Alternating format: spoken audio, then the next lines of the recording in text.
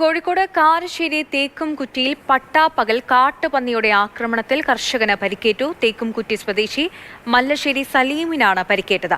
വീടിനോട് ചേർന്ന കൃഷിയിടത്തിൽ വെച്ചായിരുന്നു ആക്രമണം.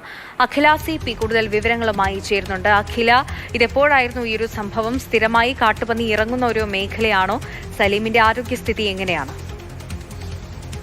സന്ധ്യ, പ്രദേശത്ത് ഇപ്പോൾ കാട്ടുമൃഗശല്യം കാരണം സ്വന്തം കൃഷിയിടത്തിൽ പോലും കർഷകർക്ക് പോകാൻ പറ്റാത്ത സ്ഥിതിയാണ് എന്നാണ് ഇപ്പോൾ സലീം ഉൾപ്പെടെയുള്ളവർ നമ്മളോട് പങ്കുവയ്ക്കുന്ന വിവരം. അതായത് അതിരാവിലെയല്ല, ഏകദേശം 9:30 കൂടിയാണ്. അതായത് കൃത്യമായി പകൽ വെളിച്ചത്തിലാണ് ഈ കാട്ടുപന്നിയുടെ ആക്രമണം ഉണ്ടാകുന്നത് എന്നുള്ളതാണ് ഏറ്റവും പ്രധാനപ്പെട്ട കാര്യം.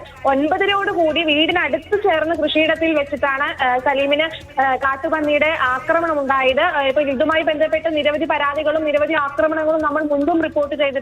പക്ഷെ ഒരു പരിഹാരം കണ്ടെത്താൻ സാധിച്ചിട്ടില്ല എന്നുള്ളതാണ്. ഈ സലീം ഗുരുതര പരിക്കുണ്ട്, കാലിന് ഗുരുതരമായ പരിക്ക് സലീമിനുണ്ട്. ആദ്യം ഇത്തരത്തിൽ ഹെൽത്ത് സെന്ററിൽ ചികിത്സ തേടിയെങ്കിലും അവിടെ നിന്ന് ഈ മെഡിക്കൽ കോളേജിലേക്ക് മാറ്റുകയായിരുന്നു. അതായത് ഏകദേശം 5000 രൂപയുടെ ഇഞ്ചക്ഷൻ ഉൾപ്പെടെയുള്ള ചികിത്സ തേടിയതിനു ശേഷമാണ് സലീം ആശുപത്രി വിട്ടത്. എന്തായാലും ഇപ്പോൾ പ്രദേശത്ത് കാട്ടുപന്നി ശല്യം രൂക്ഷമാണ്.